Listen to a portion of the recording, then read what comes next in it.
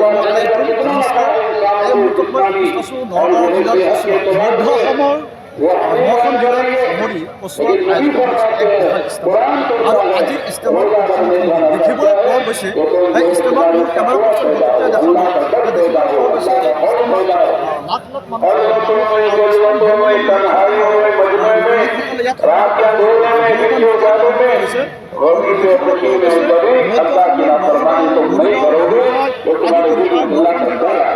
বিভিন্ন ইসলাম ধৰ্মৰ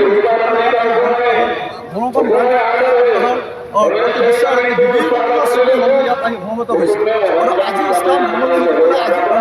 সময়ত আৰু এই মুহূৰ্তত মোৰ সৈতে ইয়াৰ স্থানীয় এজন ব্যক্তি আছে কিছু কথা পাতিম আজি 2025 ইস্তেমাৰ আখেৰি দিন আলহামদুলিল্লাহ যথেষ্ট পৰিমাণ মানুহ দেখা পাই আছোঁ কিন্তু যোৱাকালি মানে আখেৰি দিন মানে 11টা বজাত আখেৰি দোৱা হ'ব আমি যিখিনি কল্পনা কৰিছোঁ কল্পনাৰ বাহিৰে আমি দোৱা দেখা পাইছোঁ আমি সেই অসমবাসীক অৰ্থাৎ আমাৰ গোটেই ভাৰতক আমি এইটো বাৰ্তা দিব বিচাৰিছোঁ যে আমাৰ সমাজৰ যিবিলাক কুকীৰ্তি কাম মদ ভাং গাঞ্জা বিয়া কামৰ পৰা যাতে আমাৰ হিন্দু মুছলমান সকলোৱে যাতে মিলা প্ৰীতিৰে থাকিব পাৰে লগতে এই সমাজৰ সম্পূৰ্ণ বিয়া কামৰ পৰা যাতে আমি থাকিব পাৰোঁ আৰু ইয়াত আজি অনুমান দেখা পাই আছোঁ যে 1.5 কিলোমিটাৰ 2 কিলোমিটাৰ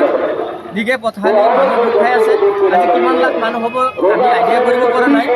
মোৰ এটা ধাৰণা হয় 5 লাখৰ পৰা 8 লাখমান মানুহ জমা হৈছে গতিকে আমি এই গোটেই অসমবাসী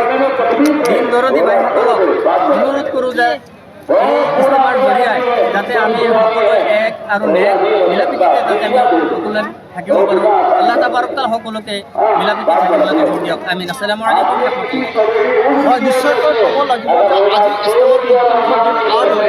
9, 10 আৰু 11 ফেব্ৰুৱাৰী যিবিলাকৈ কাৰ্যসূচীৰে বিশাল আয়োজন কৰা হৈছিলে এইখন ওচৰত বিশাল এক ইস্তেমাৰ আৰু আজি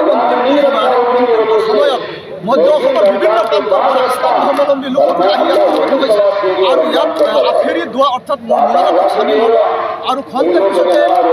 এই ইস্তেমাৰ স্থলীত আলিম ওলামাসকলে এক মোনাজাতৰ আয়োজন কৰিছে আৰু সেই মোনাজাতত চামিল